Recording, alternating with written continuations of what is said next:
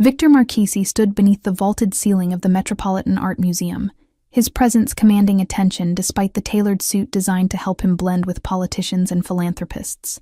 The charity gala hummed with carefully orchestrated elegance around him, crystal glasses catching light from chandeliers that had witnessed a century of wealth-changing hands.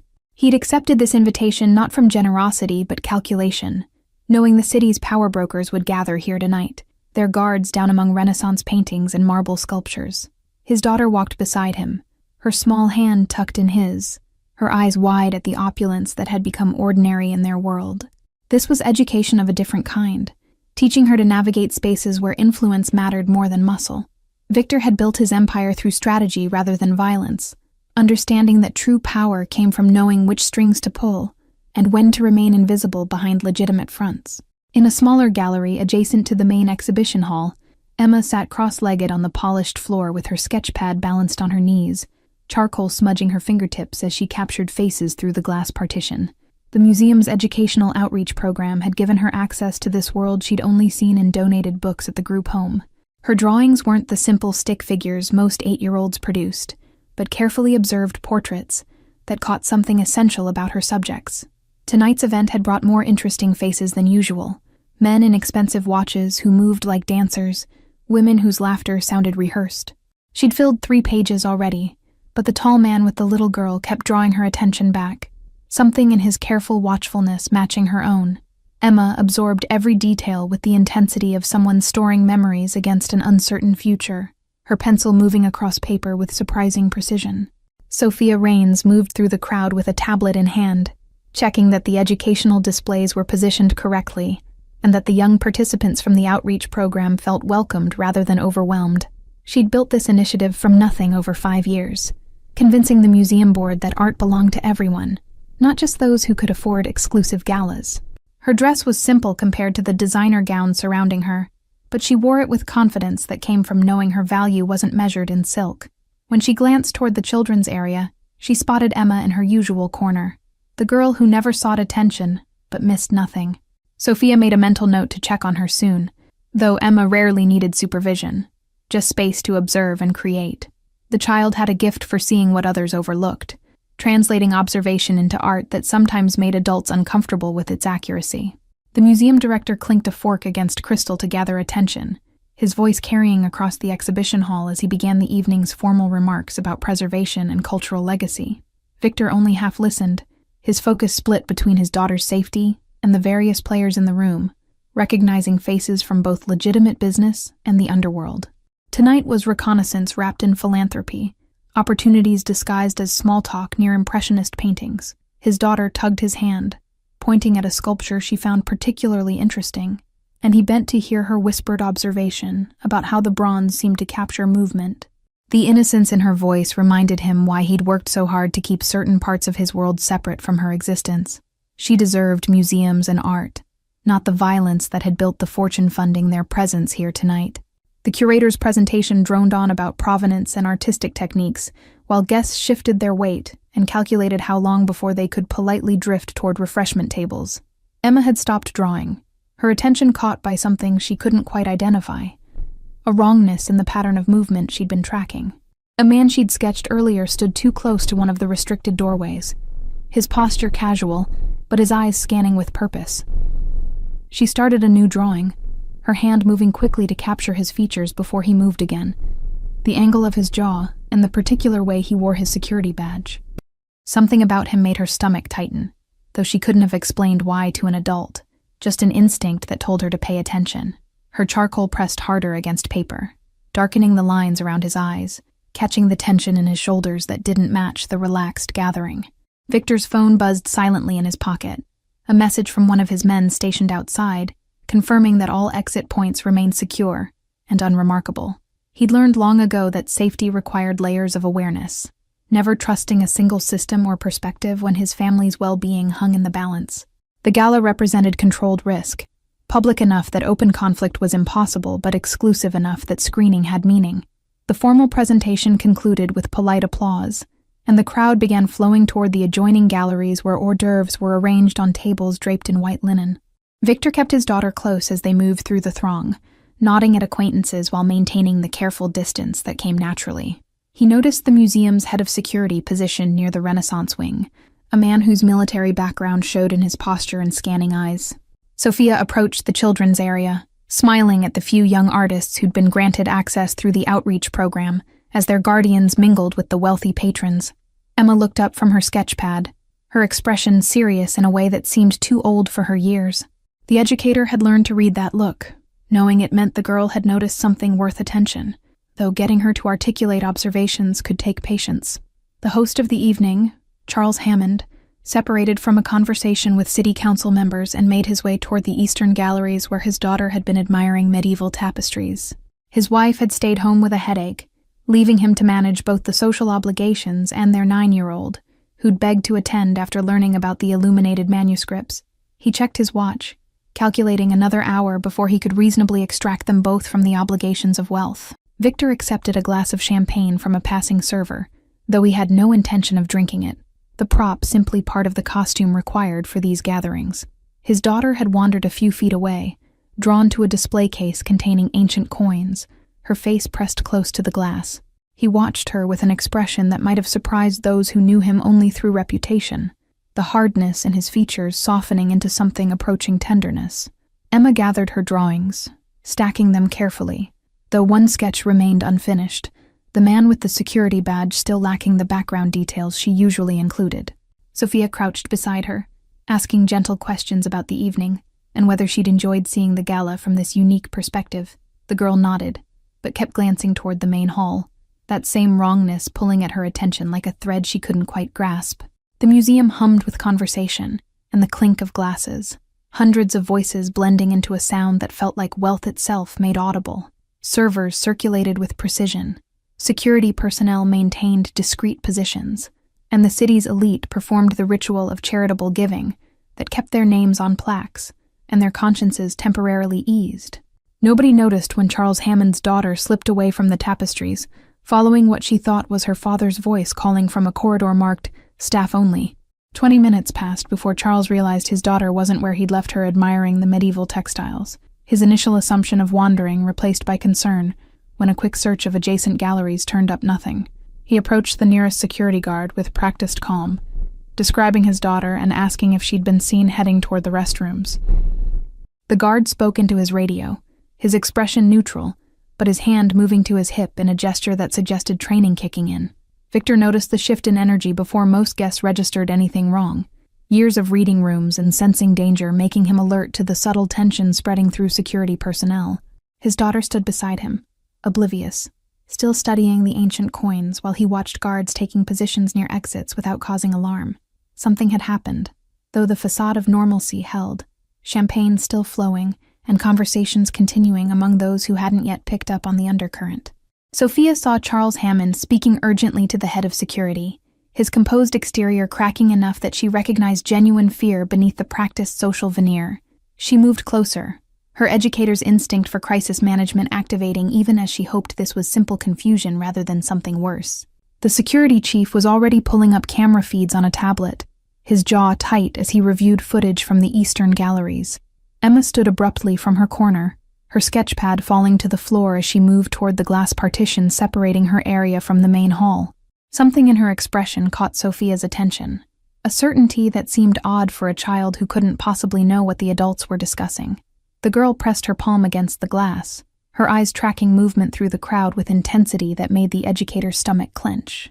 The museum director appeared beside Charles, his public smile fixed in place even as he spoke in low tones about protocols and procedures designed for exactly this situation.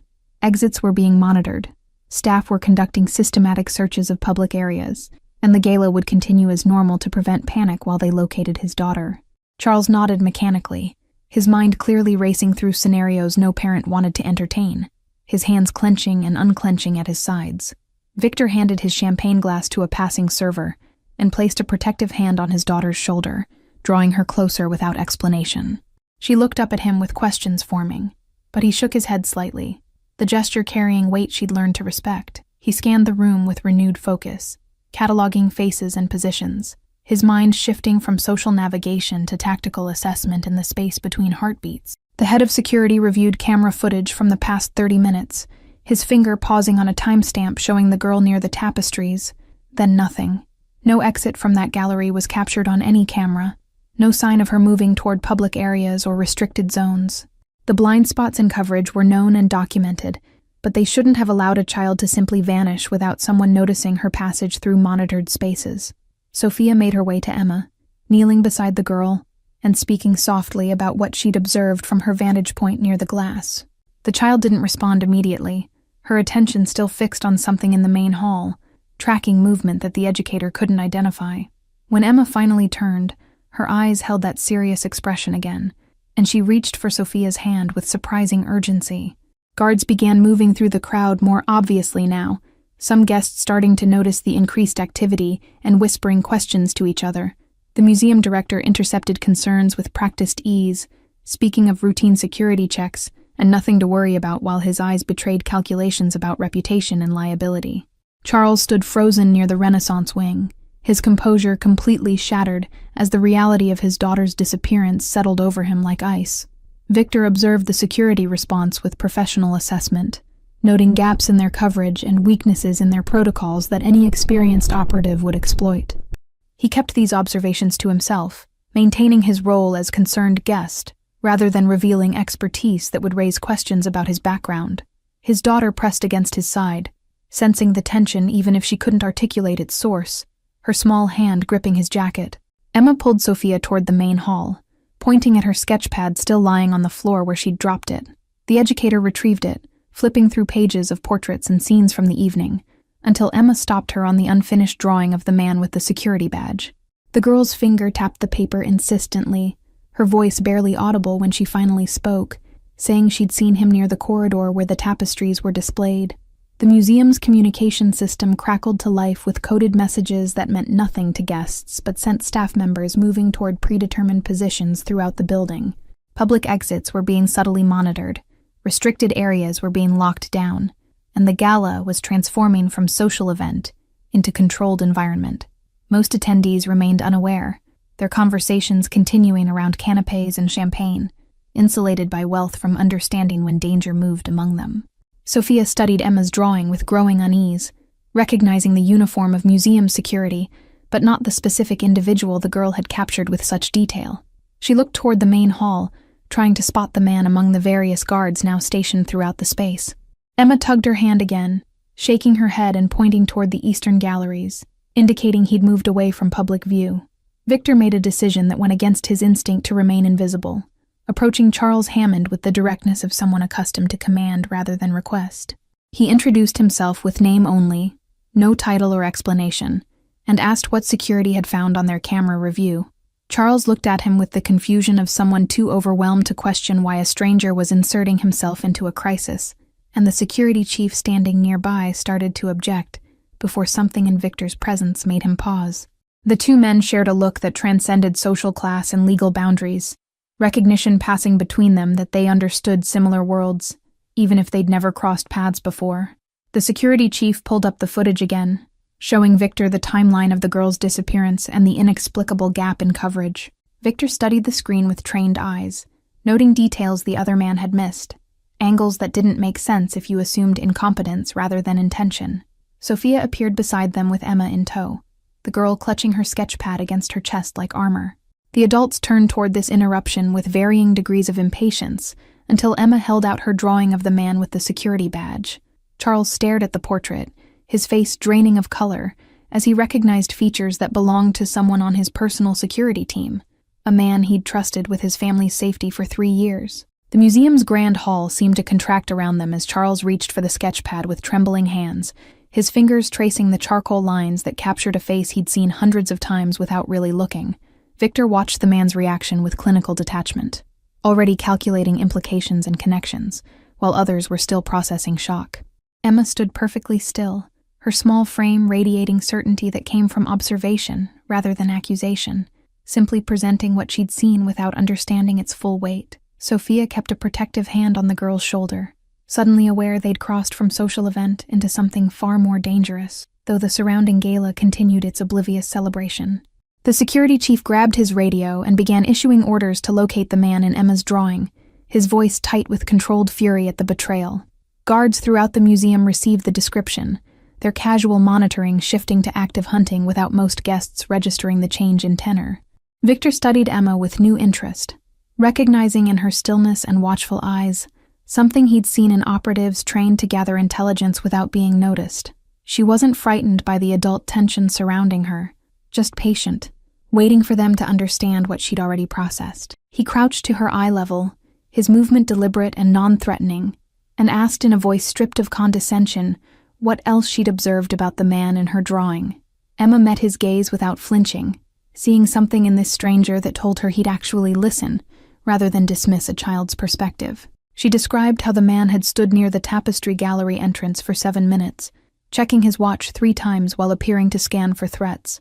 His attention kept returning to the corridor marked, "Staff only," and once he'd touched his ear in a gesture that suggested communication equipment, though none was visible. The details poured out in Emma's quiet voice, observations that trained security had missed because they were watching for external threats, rather than internal betrayal. She'd noticed his badge was clipped differently than other guards, the laminate facing outward where most wore theirs with the photo visible.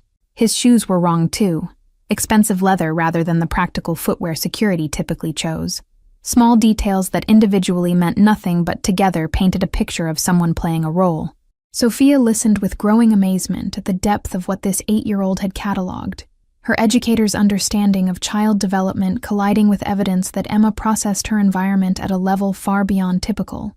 Victor nodded as the girl spoke, asking clarifying questions that revealed he understood the significance of each observation. Charles stood frozen, his world rearranging around the realization that his daughter had been taken not by a stranger, but by someone he'd welcomed into his home. The security chief was already pulling employment records on his tablet, his face darkening as he reviewed the file of the man Emma had drawn. 3 years of spotless service, background checks that had revealed nothing concerning, recommendations from previous positions that all checked out on surface examination.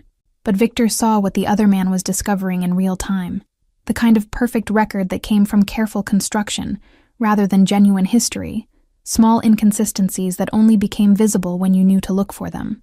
Emma pulled another drawing from her sketch pad, this one showing the same man from a different angle, captured earlier in the evening when he'd been speaking with someone near the museum's service entrance. The second figure was only partially visible, mostly shadow and suggestion, but Emma had caught enough detail to show expensive clothing beneath a casual coat. Victor felt pieces clicking into place, the architecture of a plan that had been weeks or months in development becoming visible through a child's observant eyes. Sophia asked gently if Emma had seen where the man went after standing near the tapestry gallery, her voice steady despite the fear creeping up her spine. The girl shook her head but pointed toward her sketch pad again, flipping to a page that showed the corridor layout as seen through the glass partition. She'd drawn the staff-only door slightly ajar, something she couldn't have invented because that detail wouldn't have been visible from the public galleries. Victor stood and turned to the security chief with the authority of someone accustomed to making decisions in crisis, suggesting they seal the museum completely and begin systematic searches of restricted areas rather than public spaces. Charles found his voice again, demanding to know who this stranger was and why he should listen to someone who'd appeared from nowhere with unsolicited tactical advice. The security chief raised a hand to forestall argument, recognizing in Victor the same professional competence he'd developed through years of military service, understanding that credentials mattered less than capability when seconds counted. The museum director appeared again, his concern shifting from reputation management to genuine alarm as he grasped that this wasn't a simple case of a wandering child. He authorized lockdown protocols that would effectively trap everyone inside until the situation resolved, accepting the public relations nightmare in exchange for certainty that nothing could leave the building. Guests were beginning to notice now, conversations faltering as they registered guards blocking exits and staff members moving with urgent purpose. Emma tugged Sophia's hand again, pointing not toward the eastern galleries where the girl had vanished, but toward the northern wing where medieval manuscripts were displayed in climate-controlled cases. Victor followed her gesture, seeing what the adults had missed in their focus on the obvious search areas. The child was tracking not where people looked, but where they didn't, understanding instinctively that whoever had planned this would exploit exactly that blind spot in collective attention. Sophia made a decision that went against every protective instinct, choosing to trust Emma's observations over adult assumptions about where a child could or couldn't be taken. She spoke quietly to Victor, suggesting they follow Emma's lead while official security conducted their systematic search. Charles overheard and insisted on joining them, his need to do something overriding caution, his hands still shaking but his jaw set with determination that came from desperation rather than training. Victor assessed the group forming around him, a traumatized father, a protective educator, and a child whose observational skills rivaled trained intelligence operatives, and made calculations about whether this improvised team could accomplish what formal security might miss. He nodded once, a gesture that conveyed agreement and acceptance of leadership in equal measure. Emma started walking toward the northern wing without waiting for further discussion, her small form moving through the crowd with purpose that made adults step aside without conscious thought. The gala had transformed completely now, music stopping and conversations dying as guests registered they were being contained rather than protected. Some pulled out phones to call lawyers or assistants. Others demanded explanations from staff members who had no answers to give. Victor kept his daughter close, handing her to one of the museum coordinators with quiet instructions to stay in public view until he returned, his tone making it clear this wasn't negotiable despite her protests. Sophia led Emma through galleries filled with increasingly anxious, wealthy patrons, the girl's hand firmly in hers as they navigated toward the medieval manuscript wing. Victor and Charles followed 3 steps behind, 2 men from completely different worlds united by the terror of children in danger. The northern corridor stretched before them, dimly lit to protect sensitive documents, lined with display cases that cast strange shadows in the emergency lighting that had activated when the lockdown began. Emma stopped at the entrance to the manuscript wing, her head tilting as she listened to something the adults couldn't hear, or perhaps felt vibrations through the floor that their heavier footsteps masked. Sophia waited beside her, trusting the girl's instincts even as rational thought screamed this was madness, following a child through a locked museum in search of another missing girl. Victor positioned himself slightly ahead, his body language shifting into something harder, more predatory, the businessman facade dropping away to reveal the operator underneath. Charles struggled to maintain composure, his breathing ragged as panic warred with the desperate need to believe his daughter was still safe somewhere in this building. He'd built his fortune through calculated risks and careful planning, but none of that prepared him for the helplessness of having his child taken while he stood 20 feet away discussing art acquisitions. Victor glanced back at him once, a look that conveyed both understanding and warning. Emotion would get them killed if this situation went the direction his instincts suggested. The manuscript wing's climate control hummed with steady precision, maintaining temperature and humidity that preserved documents centuries old, while the human drama unfolded around them. Emma moved between display cases with certainty, her small figure casting elongated shadows that danced across glass and parchment. She stopped at a case containing illuminated texts from medieval monasteries, her finger pressing against the glass near a section where the seal looked different from the others, almost imperceptibly newer. Sophia noticed what Emma indicated, the subtle variation in how light reflected off that particular edge of the display case. Victor crouched beside them, examining the seal with trained eyes that had learned to spot security weaknesses in facilities far more sophisticated than museums. Someone had accessed this case recently, the molecular adhesive used for climate sealing still showing microscopic irregularities that suggested disturbance within the past hour. He looked at Emma with newfound respect, understanding her observations transcended simple artistic talent into something approaching tactical awareness. Charles pulled out his phone to call security, but Victor's hand stopped him with gentle firmness, shaking his head in silent communication, that drawing attention now might endanger rather than help. The security chief's voice crackled over the PA system announcing systematic searches of all restricted areas, unknowingly broadcasting to whoever had taken the girl exactly where official resources were being deployed. Victor understood that whoever planned this operation would have accounted for standard security responses, making their small group's unorthodox approach potentially more effective than overwhelming force. Emma pointed not at the display case itself, but at the floor beneath it, where ventilation grates provided airflow to maintain environmental controls throughout the wing.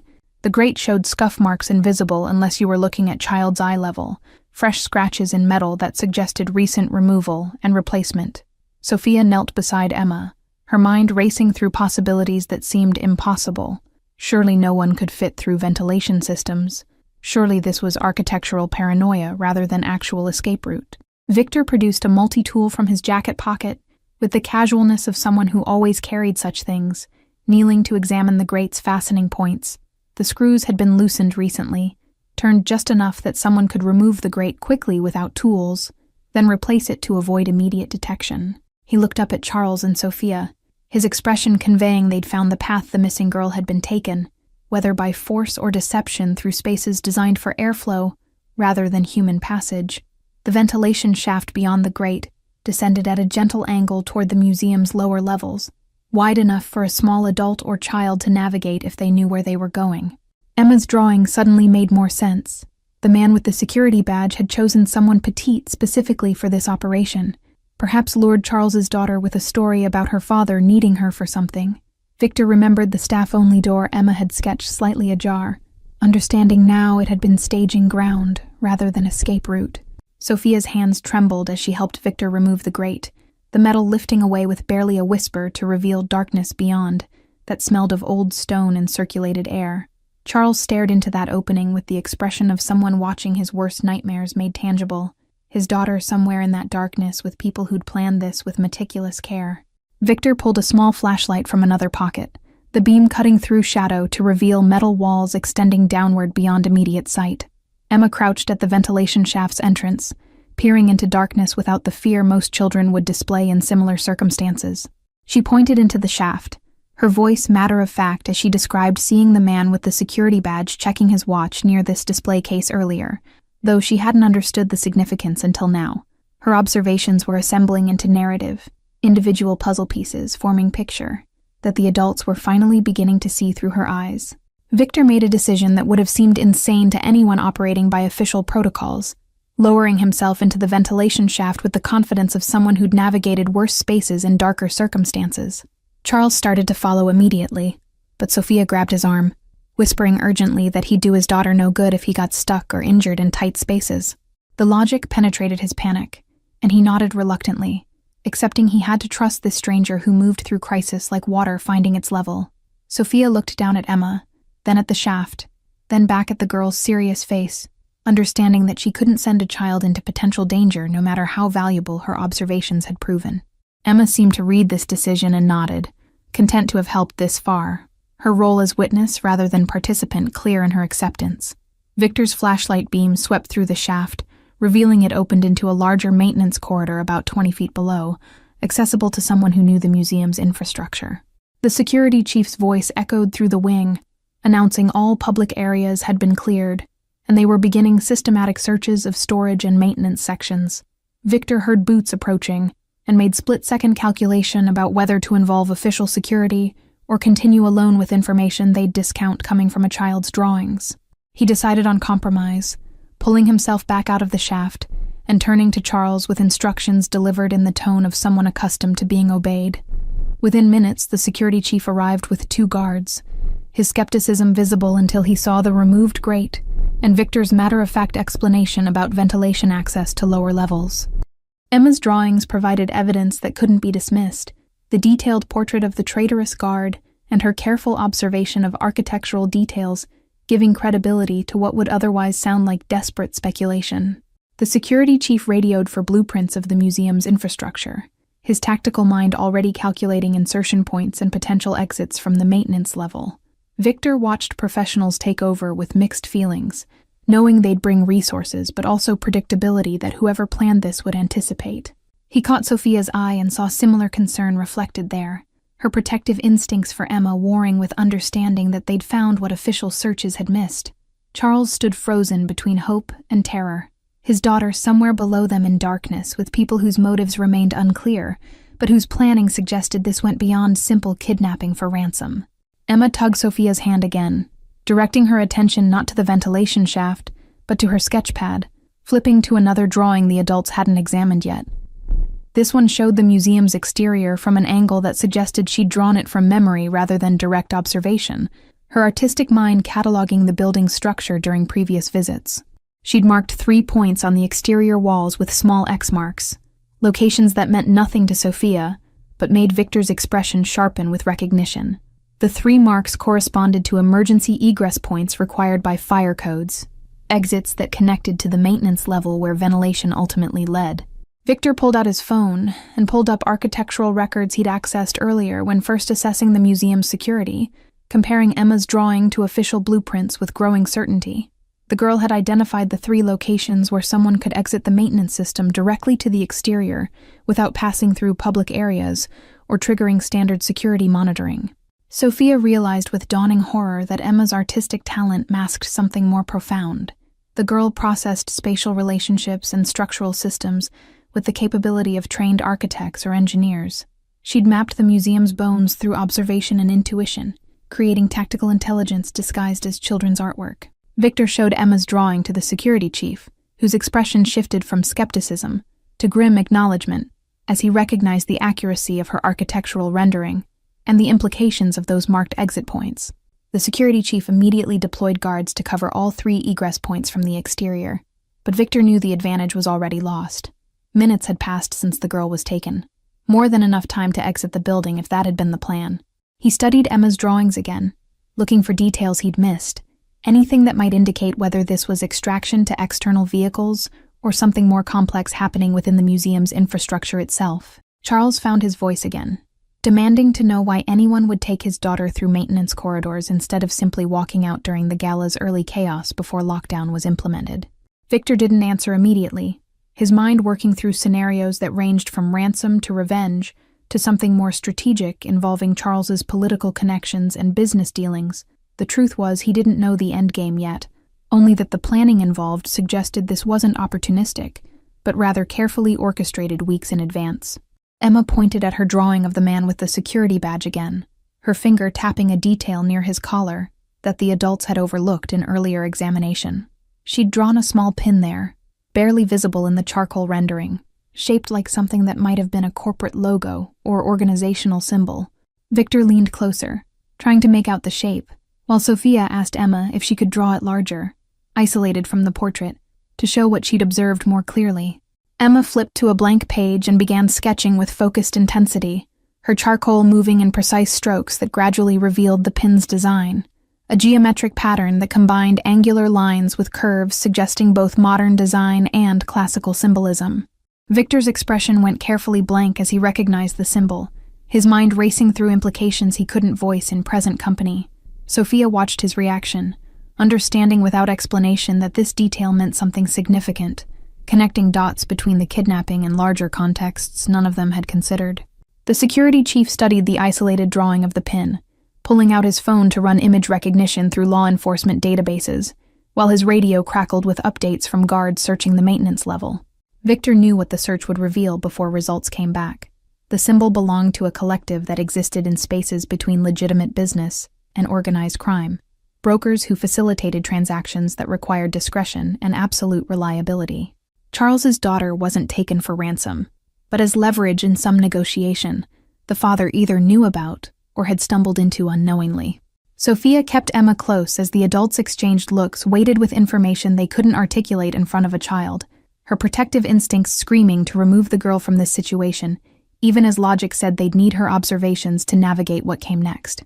Emma seemed unaffected by the tension, simply waiting for them to understand what she'd shown them, her role as messenger rather than participant giving her strange immunity to the fear that paralyzed the adults. Charles stared at the drawing of the pin, something in the design triggering memory he couldn't quite access, association buried under years of business dealings and political compromises. Victor made a decision that went against every instinct about operational security, turning to Charles and asking directly what negotiations or deals he'd been involved in that might make his daughter valuable as leverage rather than ransom.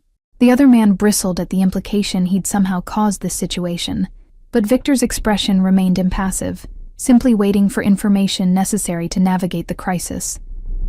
The security chief seconded the question, his military background recognizing that tactical responses required understanding motivations and objectives beyond immediate rescue. Charles's resistance crumbled under the weight of his daughter's danger, and he began speaking in rapid fragments about a development deal involving waterfront property that had attracted interest from multiple parties. One group had approached him with terms that seemed too favorable, requesting he delay signing with competitors for 30 days while they assembled financing. He'd agreed casually, not thinking much about it, but now in the harsh light of crisis, he recognized the delay tactic for what it was: Time to arrange leverage if he didn't cooperate when their true offer came forward. The pieces fell into place with sickening clarity, as Victor understood this wasn't about the daughter at all, but about the property, and whatever strategic value it held for parties willing to orchestrate elaborate kidnapping to secure negotiating position. Sophia's hand tightened on Emma's shoulder, understanding they'd stumbled into commercial warfare conducted with tactics that belonged to different era and different world than museum galas and charity events. The girl who'd been taken was simply human collateral in a business transaction, her safety contingent on her father's willingness to sign documents that had nothing to do with parental love and everything to do with strategic real estate. Emma tugged Sophia's hand again, pointing not at her drawings but toward the ventilation shaft, then at her wristwatch with its cartoon character face showing time approaching 10:30. The adults looked at her with confusion until she explained in her quiet voice that the man with the security badge had checked his watch 3 times at 7-minute intervals, the last time being at 9:43. Victor understood immediately. The man was monitoring a timeline, waiting for something scheduled to happen at a specific moment. If he'd checked his watch every 7 minutes, the next checkpoint would be 10:30 exactly, suggesting whatever came next was time-dependent. The security chief checked his own watch, calculating 12 minutes until the next checkpoint in whatever operation was unfolding beneath their feet. Victor grabbed the flashlight again and lowered himself into the ventilation shaft without discussion or permission, understanding that official protocols would take too long to coordinate action within that window.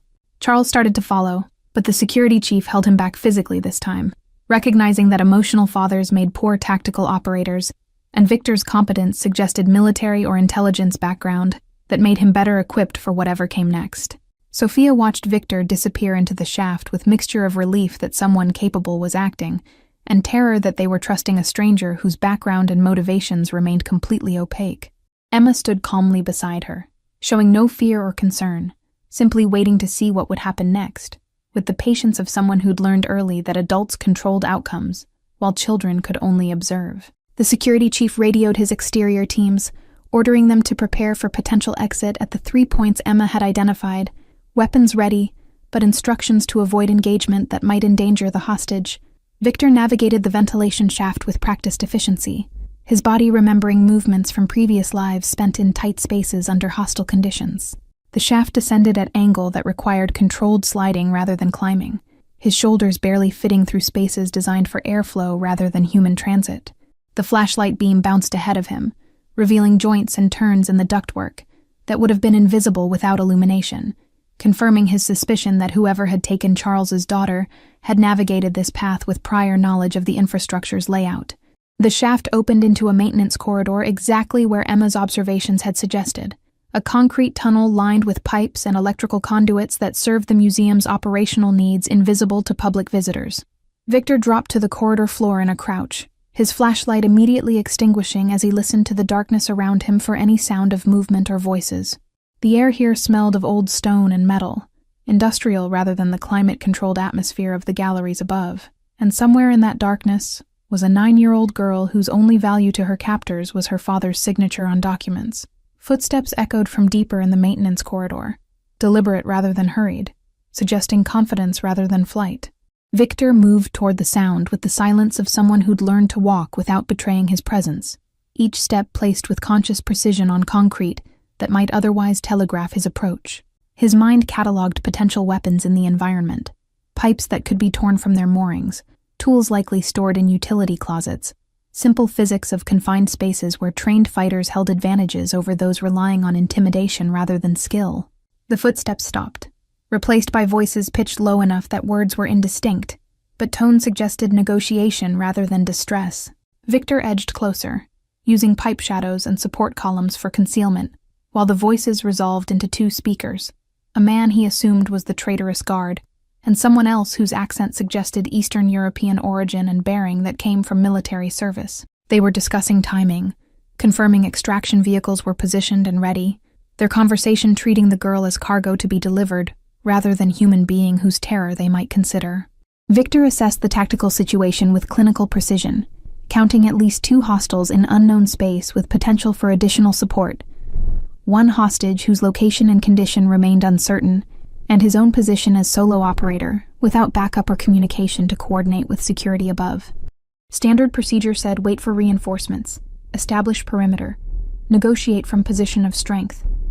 But standard procedure assumed time they didn't have. If Emma's observation about 7-minute checkpoints meant something was scheduled to happen at 10:30 that would move the girl beyond reach. He made the decision commanders make when calculations of risk weigh against certainty of loss if action is delayed, stepping out from behind his concealing column into the corridor with his flashlight aimed directly at the two men's faces.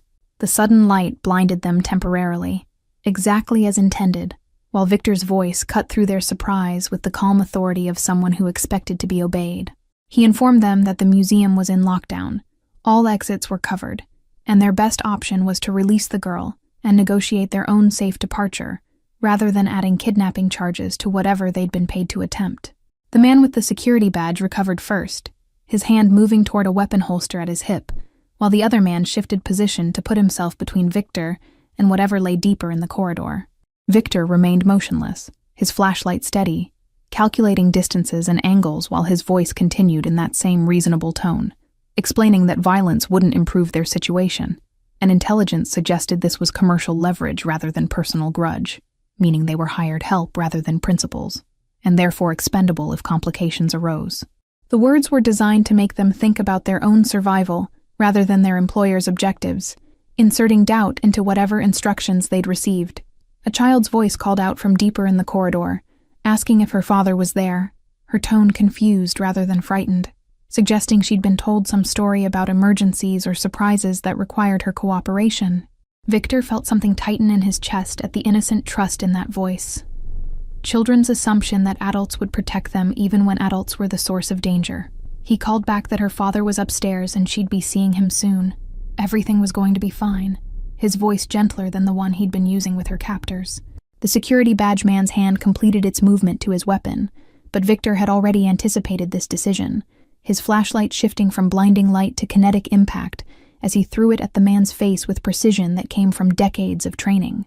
The corridor exploded into confused motion as Victor closed the distance before the weapon could clear its holster, his forearm striking the other man's wrist with force calculated to numb rather than break, making the gun clatter to concrete while both of them grappled in darkness now that the flashlight had fallen.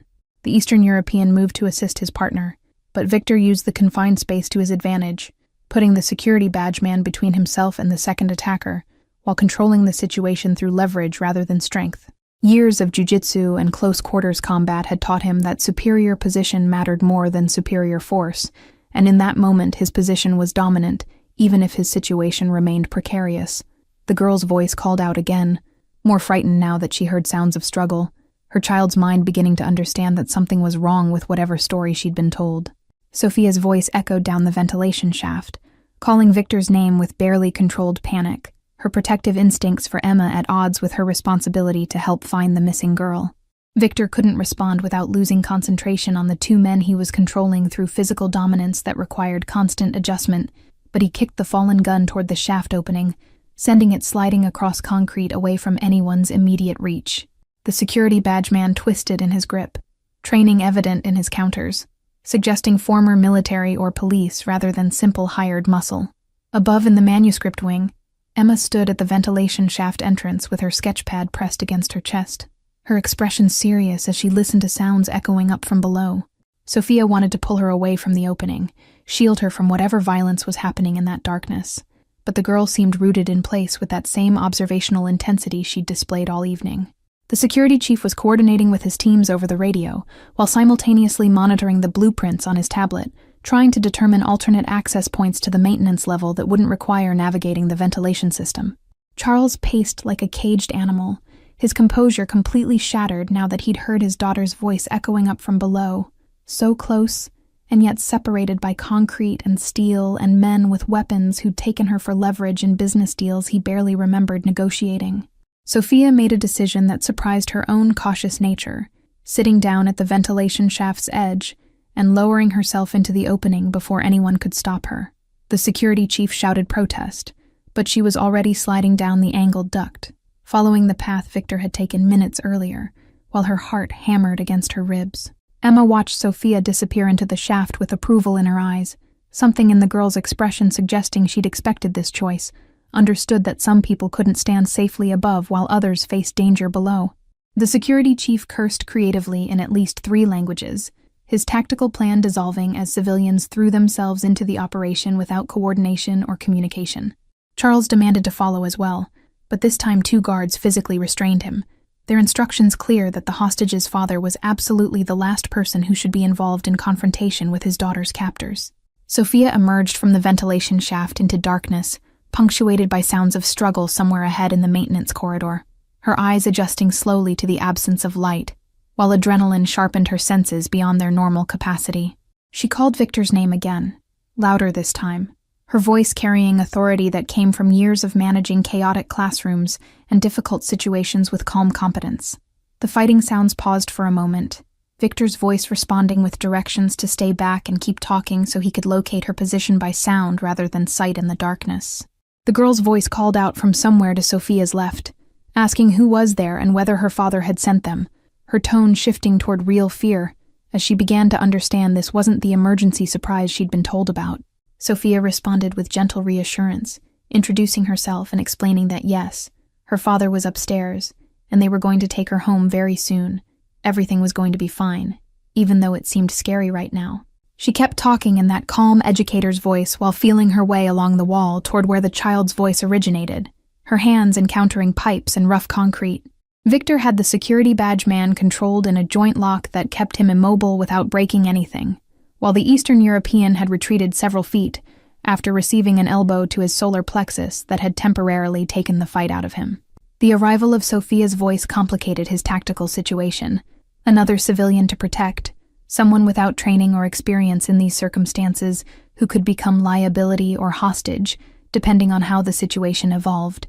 But her steady voice also provided psychological advantage, the child responding to female reassurance more readily than she might to a strange man's promises. The maintenance corridor's darkness was absolute now that the flashlight lay somewhere on the floor, its beam pointing at nothing useful, while the 4 adults and 1 child navigated by sound and touch. Sophia reached a utility closet where Charles's daughter had been placed with instructions to wait, the girl sitting on empty paint cans with her arms wrapped around her knees. Sophia knelt beside her, gathering her into a hug that was as much to steady her own trembling as to comfort the child, whispering soothing nonsense while her mind raced through options for getting them both back to safety. The Eastern European had recovered enough to retrieve the gun Victor had kicked away, but rather than engaging, he was backing toward what sounded like a door or exit deeper in the corridor. Victor made split-second calculation about whether to pursue or prioritize securing the hostage, his training screaming to neutralize all threats, but his instincts recognizing that the girl's safety mattered more than capturing hired help. He released the security badge man with a final strike that would keep him dazed for several minutes, then called out directions to Sophia about navigating back toward the ventilation shaft. Sophia scooped up Charles's daughter with determination that surprised her own perception of her capabilities, the girl's weight manageable even as she navigated darkness, while Victor's voice guided her toward the shaft opening. The child clung to her with desperate trust, crying now that the fear she'd been suppressing finally found release. Behind them, the Eastern European had apparently decided discretion was wiser than confrontation. The sound of a door opening and closing suggesting he'd taken an emergency exit, rather than face whatever complications remained in the corridor. Victor found his flashlight by touch, the metal still warm from the impact he'd delivered to the security badge man's face. The beam revealed the traitorous guard unconscious against a wall, blood from his nose staining the concrete where he'd fallen. Victor checked quickly that the man would survive his injuries, then moved to where Sophia struggled with the girl's weight, taking the child from her with gentle efficiency despite the violence his hands had delivered moments before. Together they navigated back toward the shaft opening, Victor's flashlight cutting through darkness that seemed less absolute now that resolution was approaching. The security chief's voice called down through the ventilation shaft, demanding status report with barely controlled urgency.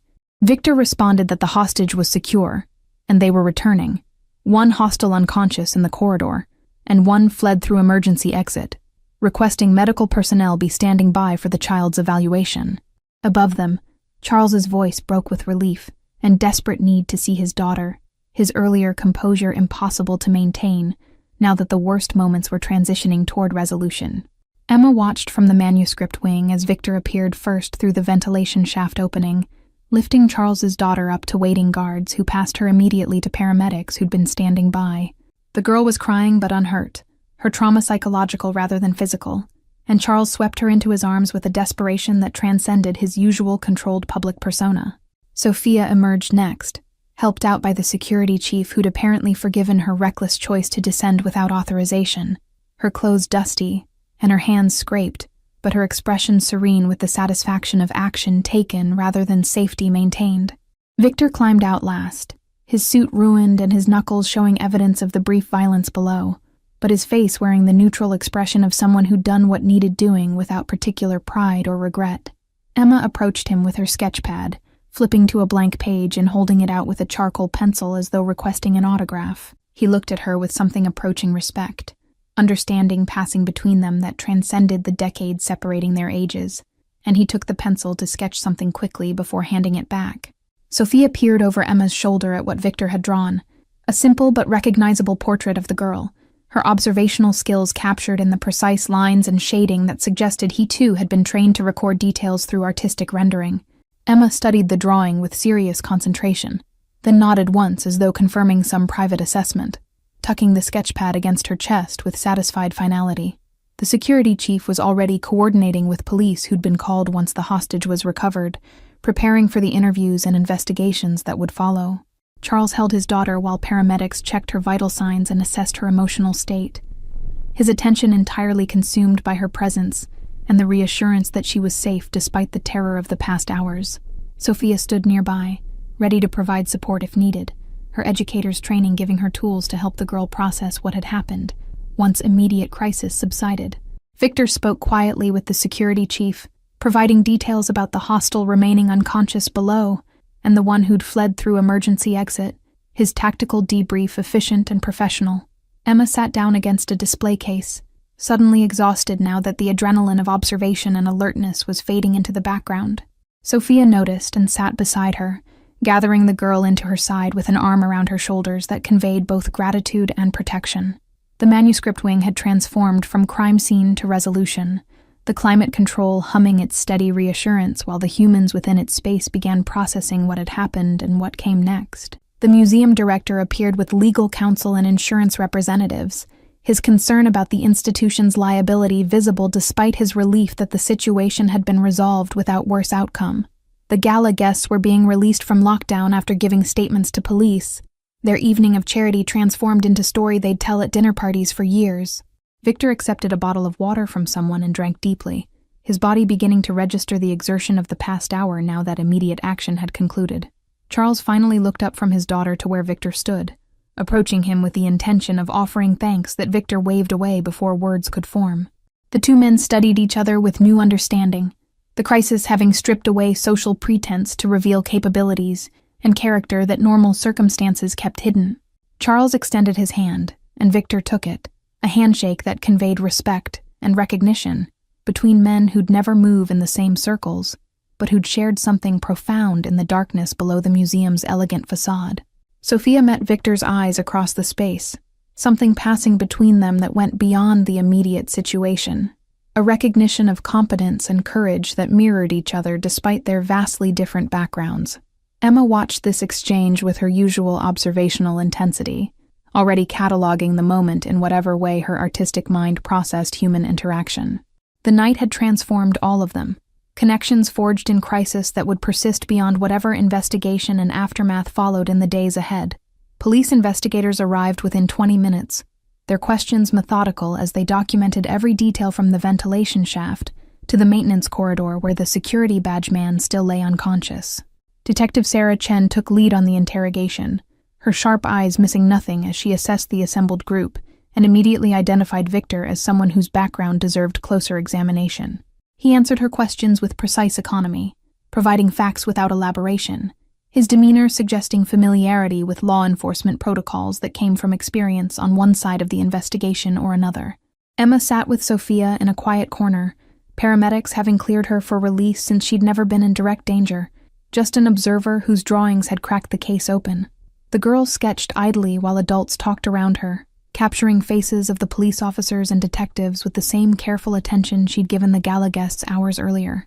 One drawing showed Detective Chen in profile, the set of her jaw, and the way she held her pen revealing personality through gesture that most people would never consciously notice, but Emma's pencil captured automatically. Charles refused to leave the museum until his daughter had been fully examined and cleared by pediatric specialists the hospital had sent over, his protective instincts now hyperactive after the terror of nearly losing her. She clung to him with exhaustion, replacing fear, asking questions about what had happened and why the nice security man had told her there was a special surprise in the basement. Sophia sat nearby, offering gentle guidance about how to answer those questions honestly without traumatizing the child further. Her educator's training proving valuable in this moment of delicate psychological navigation. Victor stood apart from the main group, his phone pressed to his ear as he spoke in low tones to someone on the other end. The security chief watched him with professional interest, recognizing the bearing and tactical competence that suggested military intelligence or specialized law enforcement background. When the call ended, Victor approached the chief and handed him a business card that contained only a name and phone number, no company affiliation or title to suggest what legitimate enterprise he might represent in daylight hours.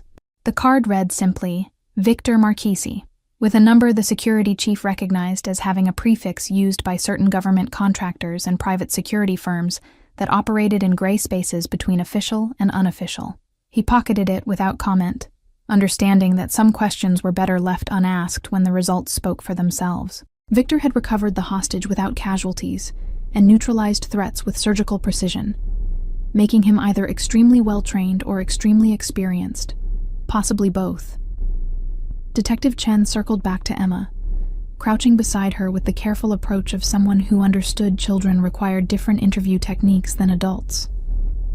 She asked permission to see the drawings, her tone respectful rather than demanding, treating the 8-year-old as a credible witness rather than a child whose observations might be dismissed. Emma handed over her sketchpad with quiet pride, understanding that her art had mattered in ways that transcended the usual adult praise for children's creative efforts. The detective studied each drawing with growing admiration, pausing particularly long on the detailed portrait of the traitorous guard and the isolated sketch of the organizational pin he'd worn. She photographed both with her phone, sending them to forensics and intelligence teams who could run the images through databases that might identify the criminal network behind the attempted kidnapping. Emma watched this process with satisfaction, seeing her observations transform into evidence that would have consequences beyond the immediate rescue. Sophia noticed Victor preparing to leave, his role in the crisis concluded, and his presence no longer required for the official investigation that would follow. She stood and approached him, her movement drawing his attention and his slight nod acknowledging her approach. They hadn't really spoken since emerging from the maintenance corridor, the chaos of police arrival and medical evaluation consuming everyone's attention, but something in their shared experience demanded acknowledgement before he disappeared back into whatever world he normally inhabited. Their conversation was brief, conducted in voices too low for others to overhear, but the quality of their attention to each other suggested depth beyond simple gratitude for assistance rendered. Victor asked about the educational program that had brought Emma to the museum, his questions specific enough to reveal genuine interest rather than polite small talk. Sophia explained her work with at-risk children and the power of art to give them tools for processing trauma and expressing observations they couldn't articulate verbally. Victor listened with focus that made Sophia understand he heard not just her words, but their implications, recognizing that Emma's unusual observational skills likely stemmed from early life experiences that had taught her survival, required noticing what others missed. He reached into his jacket and pulled out a check already written, folding it once, and pressing it into Sophia's hand with quiet insistence when she started to refuse. The amount would fund her program for a full year, removing financial stress and allowing expansion to serve more children like Emma. Sophia's protest died as she met his eyes and saw something there that suggested this wasn't charity, but investment in a resource he recognized as valuable beyond measure. Emma's drawings had saved a life tonight, her careful attention to detail providing intelligence that trained security had missed. Victor understood that talent like hers needed nurturing, and the educational program gave her tools to channel observation into art rather than letting trauma calcify into something darker. Charles approached with his daughter in his arms, the girl half asleep against his shoulder, but still awake enough to see the adults gathering near Emma. He'd overheard enough of Victor and Sophia's conversation to understand the financial support being offered, and he added his own commitment to match whatever funding Victor provided. The manuscript wing had become impromptu boardroom, 3 people from completely different worlds united by crisis, into supporting a program that gave vulnerable children access to beauty and expression. Emma looked up from her drawing as the adults discussed her program's future, her serious expression suggesting she understood more than they might expect about what was being decided. Sophia crouched beside her and explained that her drawings had been so important tonight that people wanted to help more children learn to see and create the way she did. The girl nodded slowly, processing this information with the same careful attention she gave everything else, then returned to her sketch without comment. Detective Chen finished her preliminary interviews and began coordinating with the officers who'd taken the unconscious guard into custody, his awakening in handcuffs marking the beginning of interrogation that would unravel the network behind the kidnapping attempt. The Eastern European who'd fled remained at large, but his image had been captured on security footage and distributed to agencies that specialized in tracking international operatives. The night's events would have consequences reaching far beyond this museum, connections being traced and networks being mapped by investigators who understood this was symptom of larger criminal infrastructure. Victor's daughter appeared with one of the museum coordinators, who'd been watching her during the crisis, her worried face brightening when she saw her father unharmed, despite his disheveled appearance. He gathered her close, explaining in simplified terms that there had been an emergency, but everyone was safe now, and they'd be going home soon. She accepted this with the trust children place in parents they believe capable of handling any situation, her world still secure despite the undercurrents of violence that had swirled around the gala. Sophia watched Victor with his daughter, and saw the gentleness there that contradicted the controlled violence he'd displayed in the maintenance corridor, understanding that people contained multitudes, and the capacity for protection often lived alongside capacity for harm. Emma watched too, her artist's eye cataloging the relationship between father and daughter, the way his entire posture softened when he held her. She turned to a fresh page and began sketching them, capturing something essential about the bond that transcended the evening's chaos. The museum director announced that the gala was officially concluded, and transportation had been arranged for those guests who'd been detained during the lockdown investigation. The crowd began dispersing, people processing the evening's excitement with reactions ranging from outrage at the inconvenience to thrilled storytelling about being present during a real kidnapping crisis. Charles remained behind with his daughter, unwilling to leave until police confirmed they had no further immediate questions, his protective presence now permanent fixture until he could get her home and begin processing what had happened. Sophia gathered Emma's belongings, preparing to escort her back to the group home where she lived with other children in foster care awaiting permanent placement. Victor noticed this preparation and approached again, asking quietly about Emma's situation, and whether permanent adoption was possible or if bureaucratic complications prevented it. Sophia explained the complexity of the foster system, the background checks and home studies required, the preference for two-parent households that made single adoption more difficult. Victor listened without interrupting, his expression revealing nothing of whatever thoughts moved behind his careful facade, but something in his attention suggested calculation, rather than idle curiosity. He thanked Sophia for her explanation and turned to Emma, crouching to her level, and telling her that her drawings had been the most important contribution to solving tonight's crisis. She met his eyes with that serious, knowing gaze, and simply nodded, understanding that he meant this as truth, rather than patronizing praise adults sometimes offered children. The manuscript wing slowly emptied as police completed their evidence collection and began removing barriers that had transformed the space into crime scene. The climate control continued its steady hum, indifferent to human drama, maintaining perfect temperature and humidity for documents that had survived centuries and would outlast everyone present tonight. Sophia felt exhaustion settling over her as adrenaline finally metabolized, leaving behind the shaky awareness of how differently the evening could have ended. 3 days after the gala, Detective Chen requested a meeting with Victor at a downtown cafe that catered to business people seeking privacy for sensitive discussions. He arrived exactly on time, his appearance now polished and professional without the dishevelment of crisis, though his eyes carried the same watchful quality that never fully relaxed. Chen had spent those 3 days investigating not just the kidnapping, but Victor himself, discovering layers of corporate legitimacy that didn't quite conceal the interesting gaps in his documented history and the connections to individuals whose backgrounds suggested worlds beyond business deals and legitimate enterprise. She opened a folder containing the results of her investigation into the organizational pin Emma had drawn, the symbol belonging to a network that facilitated high-stakes negotiations through means that existed in legal gray areas. The group specialized in creating leverage where none existed naturally, their services expensive, and their methods sophisticated enough to avoid prosecution, despite law enforcement's awareness of their activities. Charles Hammond's development deal had attracted their attention because the waterfront property involved held strategic value for shipping routes that legitimate businesses and criminal enterprises both wanted to control. Victor listened without surprise, confirming Chen's suspicion that he'd recognized the symbol immediately when Emma had drawn it. She asked directly what his connection was to these networks and why someone with his apparent resources and capabilities had been attending a charity gala, rather than operating in the shadows where his skills would be more typically employed.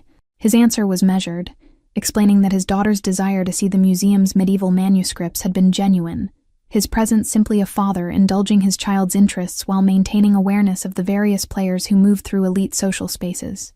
Chen wasn't entirely satisfied with this explanation, but recognized she lacked evidence to push harder, and ultimately Victor had prevented a crime rather than committed one. She shifted focus to the traitorous guard, whose interrogation had revealed he'd been recruited specifically for this operation 6 months earlier, his entire employment at the museum part of an elaborate setup that demonstrated the kidnapping had been planned with meticulous patience. The man had cooperated in exchange for reduced charges, providing details about the network's structure that would lead to additional arrests. The Eastern European who'd fled remained unidentified despite their best efforts, his face not matching any databases and his DNA from blood samples at the scene revealing only that he'd never been arrested or processed through any system law enforcement could access. Victor suggested, with the careful phrasing of someone offering hypothetical speculation rather than concrete intelligence, that the man was likely private military contractor from former Soviet states, where documentation and identification were commodities that could be purchased or erased depending on need and resources. Detective Chen closed her folder and studied Victor across the table, her detective's instincts telling her this man represented complexities she couldn't fully unravel without resources and time her department wouldn't authorize. She settled for extracting a promise that if he encountered the network again through his business dealings, he would share information with law enforcement rather than taking unilateral action.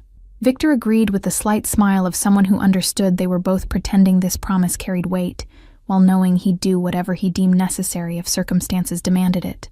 The conversation shifted to Emma, Chen's expression softening as she described the girl's statement to child psychologists who'd evaluated her after the crisis. Emma had processed the evening's events with remarkable resilience, her artistic outlet providing therapeutic value that professional intervention supplemented rather than replaced. The detective mentioned that Emma's drawings were being used as training materials for law enforcement, teaching officers to value observational skills that witnesses of all ages might possess if investigators knew to ask the right questions. Victor asked about Emma's current situation and whether the foster system had moved toward permanent placement, his interest evident, despite his attempt at casual inquiry. Chen explained that Sophia's educational program had become Emma's primary support network, the girl spending most afternoons at the museum even outside official program hours. Sophia had reportedly inquired about becoming Emma's foster parent, but the process required extensive evaluation, and the bureaucracy moved with frustrating slowness when dealing with single adults seeking to adopt older children.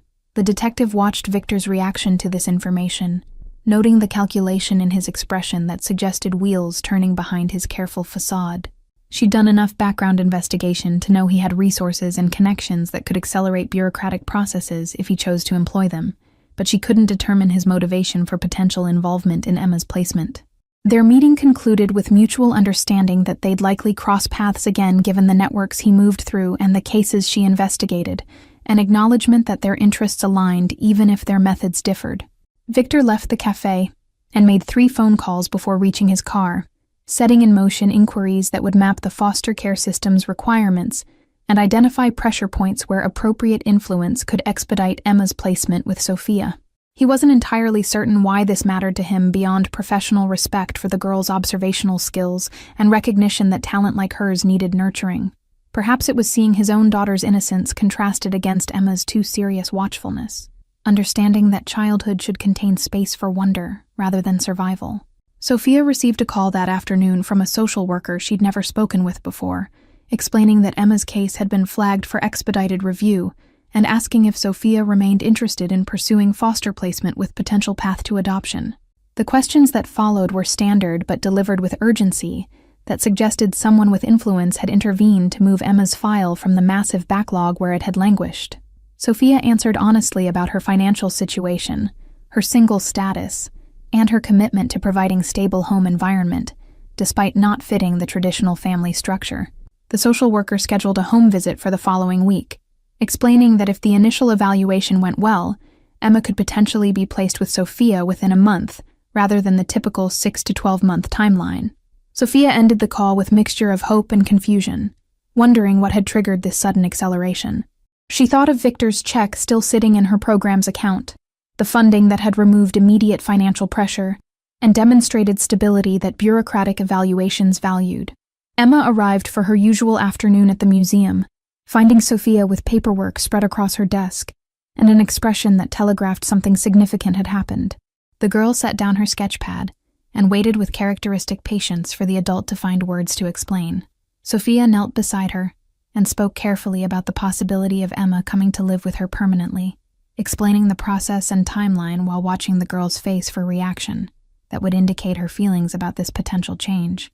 Emma's expression remained serious as she processed this information, her mind visibly working through implications and possibilities that most 8-year-olds wouldn't consider.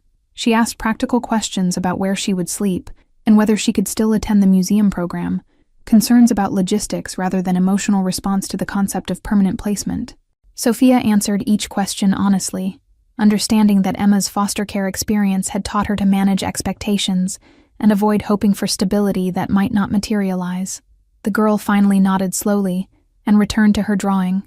The conversation apparently concluded as far as she was concerned.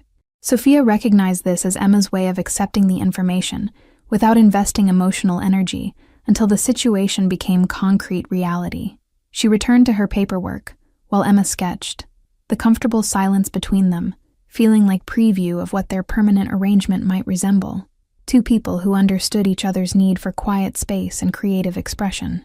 Charles Hammond visited the museum later that week, bringing his daughter to see the medieval manuscripts she'd been admiring when she disappeared. The girl was recovering well under professional therapeutic support, her resilience aided by her father's unwavering presence and the knowledge that she was safe. He sought out Sophia to discuss additional funding for the educational program, his gratitude for Emma's role in his daughter's rescue expressed through financial commitment rather than mere words. Their conversation revealed that Charles had also received mysterious acceleration in various business dealings that had been stalled by bureaucratic complications, permits suddenly approved, and regulatory reviews expedited in ways that suggested influential intervention. He strongly suspected Victor's involvement, but had no evidence beyond circumstantial timing and the kind of results that required connections operating beyond normal channels. Sophia shared her own experience with Emma's foster case being fast-tracked, and they exchanged knowing looks that acknowledged forces moving behind scenes while remaining officially invisible. Emma appeared beside them, carrying a new drawing, this one showing the museum's facade with Sophia standing at the entrance, and Emma beside her, a simple illustration that captured the girl's hope for stability, even as she maintained emotional distance from its certainty. Charles studied the drawing and offered to fund the legal expenses for Sophia's foster application and potential adoption, understanding that bureaucratic acceleration removed some barriers, but financial support removed others. Sophia accepted with gratitude that bordered on overwhelm, the convergence of resources and support, transforming what had seemed impossible into achievable reality. Victor arrived unexpectedly later that afternoon with his daughter, the girl having requested to return to see the manuscripts that had been interrupted by the gala's crisis. He found Sophia in the educational program space with Emma, the two of them organizing art supplies while discussing color theory with depth that suggested Sophia taught not just technique, but conceptual understanding. His daughter immediately gravitated to Emma's sketch pad, admiring the drawings with the enthusiasm of someone who recognized talent beyond her own capabilities. The four of them spent an hour in the manuscript wing, Victor and Sophia maintaining careful distance while their daughters bonded over illuminated letters and gold leaf decoration techniques that medieval monks had perfected. The adults spoke occasionally, their conversation touching on practical matters like Emma's placement timeline and the program's expansion plans. But beneath the mundane topics ran undercurrent of mutual respect and attraction neither was quite ready to acknowledge. The moment felt suspended in possibility, futures branching from present decisions not yet made. 2 months after the gala, Sophia signed final paperwork, making Emma's placement with her official, the foster arrangement established with unusual efficiency that still carried Victor's fingerprints despite his careful distance from the official process. Emma moved her few belongings into Sophia's apartment, with the practiced efficiency of someone who'd changed homes multiple times, her emotional investment carefully managed, even as hope began cautiously emerging. The spare bedroom Sophia had prepared contained a desk positioned near the window for optimal natural light, understanding that Emma's art required space and illumination to flourish. The museum's educational program expanded into additional rooms made available through Charles Hammond's intervention with the board of directors, his influence ensuring that Sophia's vision for accessible art education received institutional support beyond simple funding. More children from foster care and underserved communities began attending, Emma's success story inspiring Sophia to reach wider, while maintaining the personal attention that made each child feel seen. Emma herself had become unofficial assistant, her observational skills helping identify which new students needed extra encouragement and which flourished with independence. Victor maintained peripheral presence in their lives, his daughter's friendship with Emma providing natural excuse for occasional museum visits that felt less contrived than direct contact with Sophia might have appeared. The adults circled each other with careful choreography, their attraction evident, but complicated by the vast differences in their worlds, and the unspoken acknowledgement that Victor's background included elements that didn't bear close examination. Sophia knew enough not to ask direct questions about his business interests, while Victor respected her choice to build life in legitimate spaces, untainted by the gray areas where he operated. Detective Chen closed the investigation into the kidnapping attempt after securing convictions for the traitorous guard and 3 other network members who'd been identified through his cooperation. The Eastern European remained at large, his identity still mysterious despite months of investigation. But the immediate threat had been neutralized, and the network's operations in the city had been disrupted sufficiently to deter future attempts. She sent Sophia a note commending Emma's observational contributions and suggesting the girl might consider law enforcement career when she was older, recognition that felt both validating and slightly amusing, given Emma's quiet nature. The waterfront development that had triggered the kidnapping attempt eventually proceeded under Charles Hammond's leadership, though with additional security measures and background investigations that revealed several other potential infiltrators in his organization. The experience had made him paranoid about vetting personnel, but it had also made him more conscious of how wealth and power created vulnerabilities that required constant vigilance. His daughter recovered fully from her ordeal, her resilience aided by her father's transparent processing of his own fear, and the knowledge that people like Emma and Sophia existed in the world as protectors, rather than threats. Emma's art evolved over those months, her portraits gaining depth and emotional resonance that transcended simple technical skill. She began a series depicting moments from the gala night, processing the trauma through creative expression in ways that therapy had facilitated, but not fully resolved. One drawing showed the moment Victor had emerged from the ventilation shaft, carrying Charles's daughter to safety, the composition capturing heroism without glorifying violence.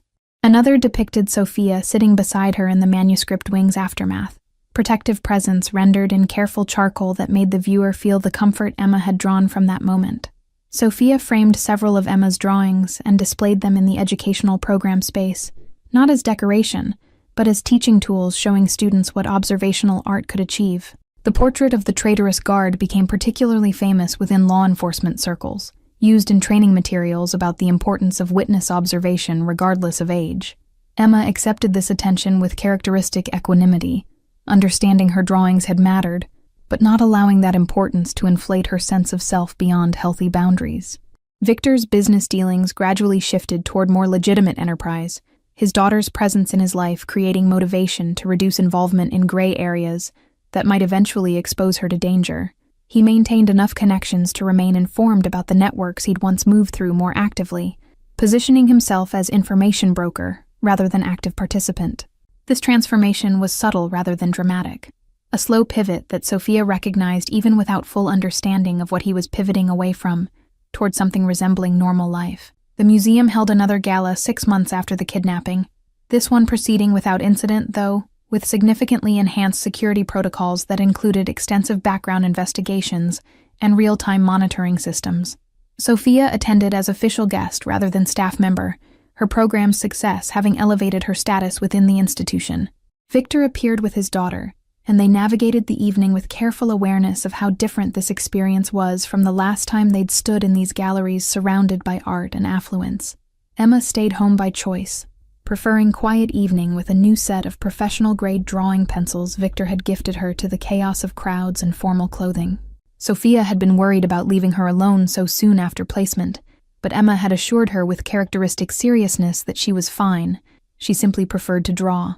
The girl's comfort with solitude was both reassuring evidence of her resilience and concerning reminder that she'd learned self-sufficiency too young out of necessity rather than healthy independence. The evening's formal programming concluded without drama, and Sophia found herself standing with Victor near the same display cases where Emma had first noticed the architectural details that led to the rescue. They spoke quietly about Emma's progress and the program's success, their conversation comfortable in the way that develops between people who've survived crisis together. When Victor suggested dinner sometime without the pretense of supervising their daughter's friendship, Sophia accepted with a smile that acknowledged they'd both been circling this possibility for months. Charles appeared with his daughter to say goodbye before departing, the girl having wanted to thank Sophia again for helping save her that night. The child's memory of the event had become healthily imprecise through therapeutic processing, the sharp edges of fear softened into narrative she could integrate without trauma. She hugged Sophia with uncomplicated affection, before returning to her father's protective proximity. The bond between them strengthened rather than damaged by the crisis they'd weathered together. Detective Chen attended the gala as security consultant, her role having expanded beyond simple investigation into advisory capacity for institutions seeking to prevent similar incidents. She spoke briefly with Victor and Sophia, her expression suggesting she understood more about their developing relationship than they'd yet articulated to themselves. Her benediction came in the form of casual comment that good people deserved happiness regardless of complicated histories, a statement that applied equally to reformed criminals, protective educators, and observant children finding permanent homes. The evening ended with Sophia and Victor walking through the museum's sculpture garden, the November air sharp enough to justify standing close for warmth without requiring explanation. They discussed practical matters like Emma's upcoming school enrollment and Victor's daughter's interest in learning to draw from someone with real talent. But beneath the logistics ran deeper conversation about trust and transformation, about whether people could truly change their fundamental natures or simply learn to manage them toward better outcomes. Sophia asked directly about Victor's background, not for details he couldn't share, but for understanding of whether his past would endanger the present she was building with Emma. He answered with honesty that surprised them both, explaining that he'd spent years operating in spaces between legal and illegal, but had gradually recognized that his daughter deserved better than a father who might disappear into violence or prison.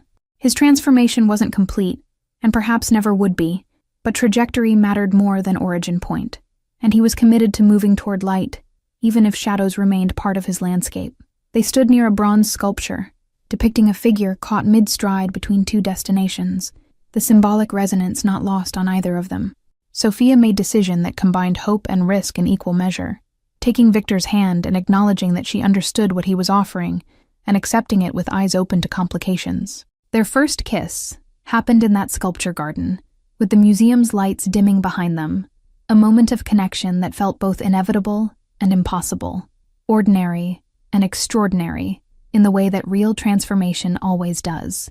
Emma's latest drawing, completed that evening alone in Sophia's apartment, showed the museum's facade illuminated against night sky, with two figures walking in the sculpture garden and a girl watching from a window holding a sketchpad. The composition balanced light and shadow, presence and distance, connection and observation in ways that revealed Emma's understanding had evolved beyond simple recording of what she saw into interpretation of what moments meant. She titled it simply, Home, a word that carried weight she'd never previously been able to attach to any location or relationship. The drawing would eventually hang in the educational program's entrance, greeting students who arrived uncertain about whether art could matter in lives complicated by trauma and instability. Emma's story became quiet legend within the program, not dramatized into fairy tale, but presented as evidence that observation and expression could transform survival skills into talents that built bridges between worlds. The girl who'd drawn a kidnapper's face with charcoal had created something more profound than evidence. She'd created possibility. Years would pass before Emma fully processed how the gala night had changed her trajectory, connecting her not just with Sophia and stable home, but with understanding that her careful watching of the world held value beyond self-protection. Victor's daughter would become her closest friend, the two girls bonding over art and shared understanding of fathers whose love came wrapped in complicated histories. Sophia and Victor would navigate their relationship's complexities with patience that came from both having learned that worthwhile things required effort and grace. But in that moment, 2 months after Emma had handed over a sketch pad that changed everything, the future remained unwritten potential rather than determined outcome. The museum stood in the November night, its collections preserved against time's passage while human dramas unfolded in its spaces. Somewhere in the building, a new child in the educational program was discovering that charcoal and paper could transform what they'd seen into what others needed to understand. The cycle continued, observation becoming art, becoming evidence, becoming change. One drawing at a time, building bridges between isolation and connection, survival and flourishing, watching and being seen. Thank you all for following this story to its conclusion. If you enjoyed Emma, Sophia, and Victor's journey from crisis to connection, let me know in the comments where you're watching from. I'd love to hear how this story resonated with you across the world. Don't forget to like this video, subscribe to the channel, and share it with someone who appreciates stories about quiet courage and unexpected families. Your support makes it possible for me to keep bringing these narratives to life, and I'm grateful for every person who takes the time to engage with the work. Until the next story, keep watching for the details that matter.